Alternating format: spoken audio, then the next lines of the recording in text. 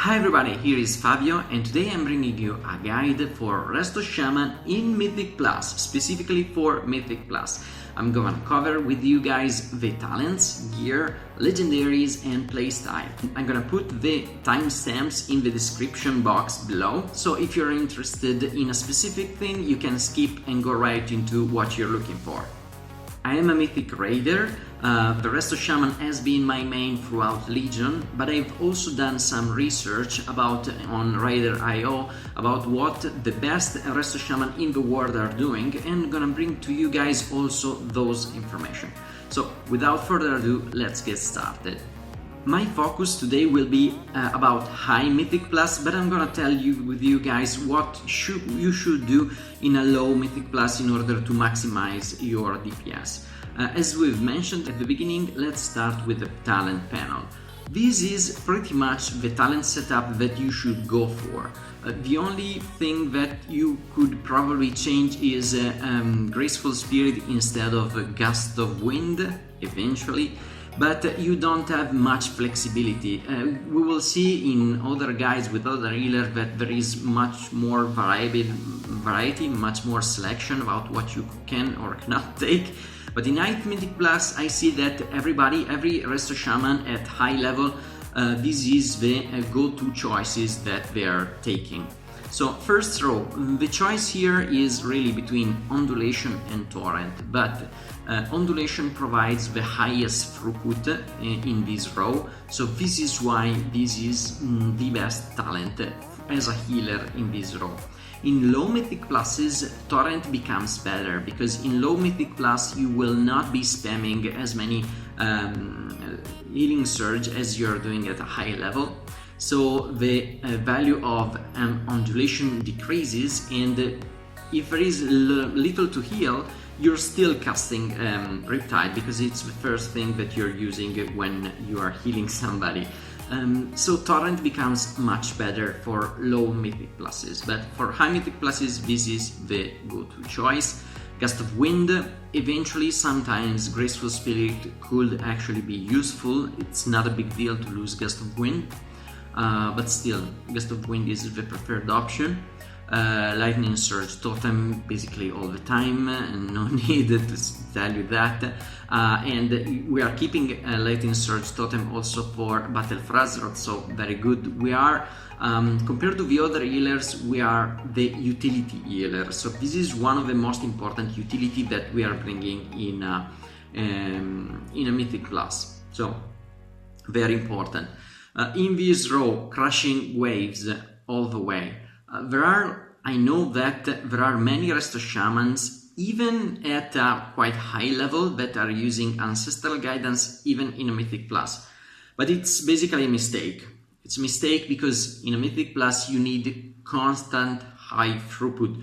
There are bursts, but the bursts are much more frequent than 2 minutes. You know, there are bursts of damage basically in every pack that you're encountering, so you cannot just rely on Ancestral Guidance. And Crushing Waves is too powerful to pass on, because Riptide giving 2 stacks of Tidal Waves impacts so much on the single target healing that you can do, but you cannot pass on taking Crushing Waves. You should be taking Crushing Waves whenever there is high level content, okay? In the next row, the selection here is for Ancestral Vigor. Earth and Shield Totem is quite a good throughput talent actually. But in Mythic Plus, many times we are constantly moving around, so it's difficult to take full advantage of this throughput talent. And on the other hand, Ancestral Vigor becomes much more important in Mythic Plus than what it could be in Raid, because you have only 5 people to heal, so it's much easier to keep the buff active on those players. And there are specific moments where increasing the health pool of everybody by 10% could make the difference. You know, for example, in the first bots in Blackroot Hall, the initial big hit, or many other occasions. So Ancestral Vigor in Mythic Plus is very good. Now here, row 90 is probably the most important row in my opinion, because there are two crucial talents to take, which are Cloudburst Totem and Echo of the Element. At the beginning of Legion, when there wasn't the legendary Soul of the Varseer, you were forced to take one or the other. And Echo of the Element is good not only for throughput, but it's good also for DPSing, because it gives you 2 stacks also of Lava Burst, which is our most important, most powerful damage ability. So many Resto Shaman were taking Echo of the Element. I tried both individually at the beginning of Legion, and I must say that the most important one when you're doing high level content is still Cloudburst Totem, because the throughput that can provide Cloudburst Totem in specific instances is unbelievable, is too important. And you need to be able to cast it wisely, and we will see that better in the playstyle section. But so to summarize, in this row, the most important talent to take is Cloudburst Totem if you're not taking the other, the Soul of the Farseer legendary. If you're doing low level content where you can DPS a little bit more, then Echo of the Elements becomes more important because it increases the damage that you can put out. But if you have a chance to take them both, take them both. It's the way to go. Row 100, no-brainer, is Ascendance. Ascendance is basically gonna be the best CD that we have available. Healing Tide is okay, is not bad, but Ascendance is much more powerful. So keep that in mind when you have to decide which cooldown you should be using. Moving forward, we are going to talk about gear and stat priority. These are my stats, are not by any means the best stats that you could have, but what is the criteria? In Mythic Plus, I believe that item level is king. Is king because, as I was saying, there are multiple occasions where you have this crazy burst of damage and where you just need to survive. And more gear gives you more stamina. More stamina is more health, and that's too important to pass on. This is one of the reasons why the Paladin is so good in Mythic Plus, for example, for a very good survivability. So, item level is king. On the other hand, as you know, in raid environment, critical strike is the best stat. In Mythic Plus is probably the other way around. Critical is not that great, and Mastery and Haste become much more viable, because what happened is that you have somebody dropping low and you have to bring him up as fast as you can. So no better stat than Mastery and Haste, because Mastery increases the healing that you're doing the more the target is low health, and is exactly what you need to do in Mythic Plus. And on top of that, in Mythic Plus, people are constantly dropping low. So Mastery, the value of Mastery is very high, and Haste increases your reactiveness. The problem with Haste in a raid environment is that Haste doesn't increase your throughput overall per mana spent. But in Mythic Plus is not a problem, because it's not a problem the mana, you can drink whenever you want. So Haste and Mastery are very good. Versatility is very good because, again, increases your survivability. And Crit is okay overall.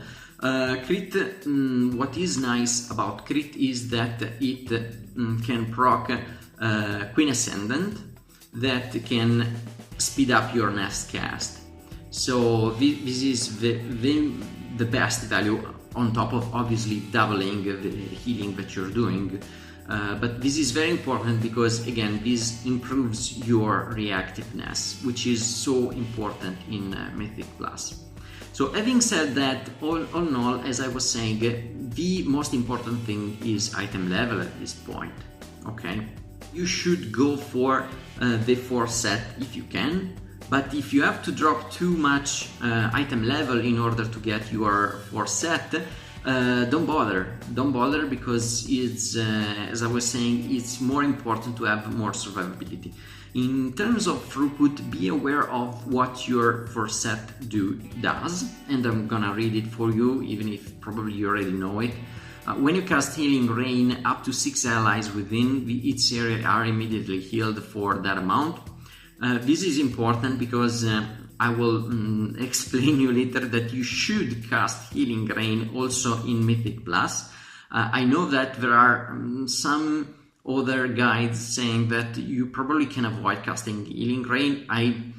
I'm somebody that casts Healing Rain almost on cooldown even in Mythic Plus, so you should be casting Healing Rain. The second effect, the 4 sets says Healing Wave and Healing Surge cast have a 100% chance to heal a player standing in your healing range for 40% of the amount. So obviously the effect would be amazing because you're constantly casting Healing Surge and Healing Wave, but the problem is that many times you're casting Healing Wave and the tanks moves the whole pack and nobody is standing in your healing range. So the value of the 4 set is not as good as you might think at the beginning. In terms of trinket, the 2 best trinket that you should go for are Father Machination that drops from Covenant of Shivara. This is very good because it applies stacks of healing that when the ally falls below 50% health are consumed and the player is healed. So it's very good because in Mythic Plus normally these stacks are not wasted because people drop slow constantly, and so this is why this trinket is so valuable in Mythic Plus. And the other one is Ionar Compassion. Especially the item level is great, obviously item level 1000 without being a legendary, and on top of that you might have also, for example, a full party using Diamond Tool trinkets, so this could help also the DPS of your party. Other options for healing in terms of trinket, there are people using the trinket from I Command, Ishkar Field Shield Emitter, just because it applies a big shield on somebody with a 1-minute cooldown. So this is used sometimes, but these are generally the 2 best trinkets that you should go for. Now, talking about legendaries, the 2 best legendaries that you should be using in Mythic Plus are these 2 legendaries that you see equipped right now. Pride has, obviously, to improve your survivability. Survivability is crazy important in Mythic Plus. Don't forget, survivability is above throughput, basically. And the second most important is Soul of the Farseer, because as I was saying before, is very important to take both talent in row 90, Cloudburst Totem and Echo of the Element. Echo of the Elements improves your flexibility in your healing, because having 2 stacks of Riptide gives you that flexibility. Echo of the Elements also improves your DPS, and Cloudburst Totem gives you this nice big burst to your healing that is frequently needed, and this can be used on 30 seconds cooldown, so its value is unbelievable. In terms of throughput, as I was saying at the beginning, is above Echo of the Elements, quite far above. What else could you be using? Well, there are the legendary legs for better survivability, but again, you're moving quite a lot in Mythic Plus, so they are okay, but they are not amazing. The other good legendary obviously will be Valen's Future Sight, which provides a very nice burst and smooths out your overhealing. But as I was saying, these 2 legendaries that you can see equipped right now are by far the best, so you really should be using those. If you look at Rider.io, what are doing the best Resto Shaman in the world, they are all using those legendaries, they are all using those talents that you have seen before. So really guys, as I was saying at the beginning, with other healers there is more flexibility about what you can do. With the Resto Shaman Mythic Plus, in High Mythic Plus, this is pretty much the way to go. What you could do is change those things around when you're doing lower difficulty content. For example, having some DPS trinket. Obviously, there is the Kil'jaeden Burning Wish, the legendary that you can use. Or there is the DPS Terminus signaling beacon, which is quite good as a DPS trinket to be used as a healer. Another thing that you could do is taking advantage of swapping your gear, and you can easily do that preparing a macro. For example, you can see here an example of this macro: run equipment set gear, equipment set info, and I will link this macro in the description below. So with this macro you can prepare several macro with several equipment set that you have saved here, and with just a click you're swapping your gear around. You can do that in order to equip, for example, the legendary helm when you know that is gonna be used the hero, or for example you can have a DPS set and a more healing intensive set. And you can swap the gear between the pools, but you need to be really careful, because if you're making a mistake here and you're getting into a pool with a DPS set and you need to heal, it's gonna be a big problem. Or if there is a chain pool that the tank does and you were not prepared for that and you have no chance, literally no chance to swap your gear, that could cause a wipe. So there is some risk involved, especially if we are talking about a PAG group, and it's not something that an organized group where you're talking in chat. So be careful about swapping your gear. I actually don't do that very often because of that reason, especially when I'm in a PAG group. So be careful. And now finally, let's talk a little bit about playstyle, because I know that there are YouTubers, there are experts out there that are saying that the Resto Shaman is pretty boring in Mythic Plus.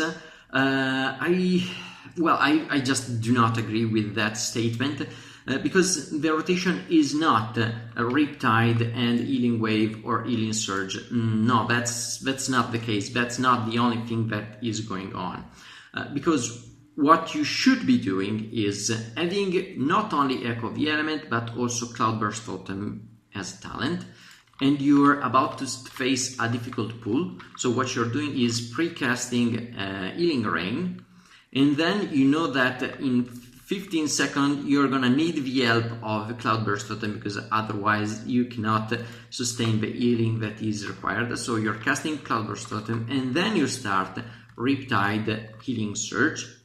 And if the group is standing still, you can recast Healing Rain, no problem, especially because otherwise you will be running out of the stacks of Tidal Waves.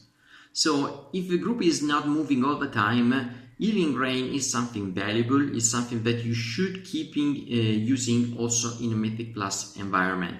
The other important tool that you have is obviously your Artifact Weapon ability.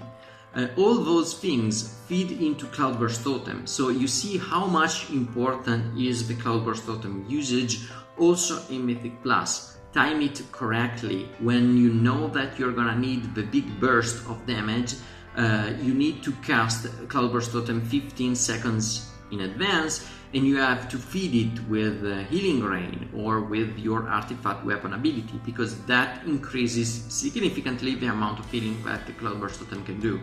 Cloudburst Totem has 30 seconds cooldown, so it's pretty frequent and it's quite easy to just use it on cooldown all the time. Please don't, especially in Mythic Plus, especially in difficult content, because you need to know when you need to use it, when you're gonna need it. So don't just use it on cooldown and then when it's the moment that you really need it, you don't have it, because it is a real CD. It makes the difference on the throughput that you can put out. So don't get into a Mariner without any cooldown and without Cloudburst Totem. You're gonna need your Cloudburst Totem for your Mariner. As I was saying at the beginning, the Resto Shaman is the utility healer, so you should be aware of your utility. Earthbind Totem, if the tank is kiting the mobs, use it, because it's gonna slow the mobs and it's gonna make all the life easier. Obviously, we are the only healer with an interrupt, and it's a 12-second interrupt and can be done by range, so it's very important in specific moment know which spells are important to be interrupted and which spells are not important. The other thing is that you have Purge, so you should be using those two spells effectively, and those spells should be key-binded, are very important. For example, Purge is important for the last boss in Arcway, just to make an example. Unfortunately, one thing that we don't have a tank CD, which we just don't, and or an external cool damage reduction ability. So the only thing that we have in our arsenal is Spirit Link Totem. And this is very effective though. It's a 3 minutes cooldown, so it's quite long, but it's crazy effective because, for example, in a necrotic week, this would settle the health of a tank with a crazy amount of stacks. In order to take advantage of it, just place it on the person that needs help because he is dying. Could be the tank or could be a DPS taking a crazy amount of damage, and put your body inside the link if there aren't enough person already close to the target that you need to save. Okay. Finally, let's see what you should be doing in your DPS rotation. Now, I'm the healer, obviously, and we are facing a pretty easy pack here, so I'm envisioning the tank standing pretty much here, and what I'm doing is dropping Healing Rain anyway, and casting a Riptide stacks on him. And then I can start DPSing. So obviously I'm starting with Flame Shock and I can cast Lava Burst, but if there are many different targets, I can start casting Chain Lightning. What you should be doing in order to maximize your DPS is as soon as Flame Shock comes out of cooldown, you should be casting Flame Shock on a second target. And you see I have Flame Shock ticking on 2 different targets, and that increases the proc chance of Lava Surge. And if you can, you should be keeping a Flame Shock active on 3 to 4 targets. That increases a lot the chances of your Lava Surge. Your Flame Shock damage over time has a 15% chance to reset the remaining cooldown of Lava Burst and cause your next Lava Burst to be instant. So if you have Flame Shock active on 4 enemies, let's say, the chance of having a Lava Surge proc are very high, and you basically keep having those procs and you can channel through a lot of Lava Surges that are instant and are very powerful. So the only bad thing about this is the very long ramp up time that this strategy has. Even if we are not the top 2 healers in Mythic classes, which currently are the Holy Paladin and the Resto Druid, the Resto Shaman is still very good. I mean, we have Resto Shaman having completed plus 27, plus Mythic plus 27, so don't be scared. I mean, we can do crazy high content with no particular issue. Take advantage of the many tools that we have in our arsenal in a Mythic Plus environment and be aware of those. The good thing about Resto Shaman is that even when you're going into a non very much organized group, in a PUG group, you can have the situation more or less under control because you can stun when it's the right moment to stun, and you can interrupt whenever you see that the others are not interrupting. If you are one of the other healers where you don't have those tools at your disposal, you are at the mercy of the good organization of the rest of the group. Lastly, also the interface is very important. As you can see here, I'm tracking all of my cooldown, the artifact weapon ability, Ascendancy, Tide, Spirit Link, etc, etc. But I'm also tracking these stacks of Tidal Wave. Those are very important to be tracked. You should try to use your spells, Healing Surge and Healing Wave, as much as you can under the effect of Tidal Wave. Another very important note is about survivability. As I was saying at the beginning, survivability is one of the most important things that you should keep into account when we are talking about the viability of character in general in Mythic Plus. We are not that bad in survivability, even if there are other healers that are doing better than us.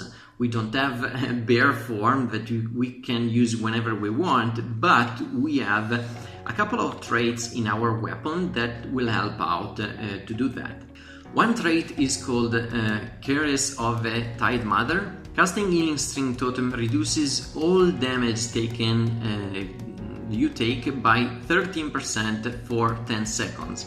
So this is very important, and it can stack on Ghost of a Mist, reduces all damage you take while in Ghost Wolf is active by 4%, increased by another 4% every one stack, stacking up to 6 times and lasting 6 seconds once fully stacked.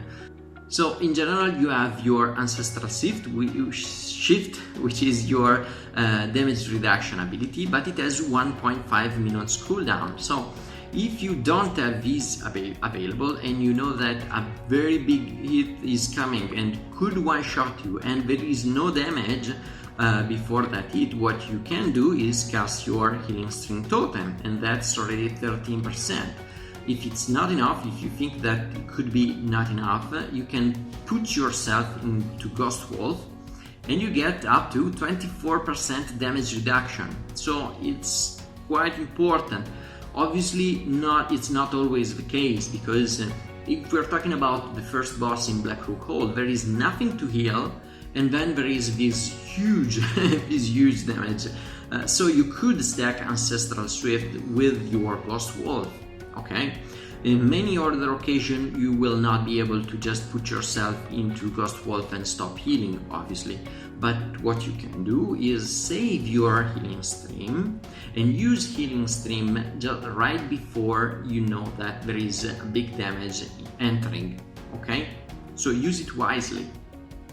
So people, this is it for the first guide about Resto Shaman in Mythic Pluses. There is another video coming up with some examples, some gameplay in action, some tips and tricks that you should be considering when you are healing as a Resto Shaman in Mythic Plus.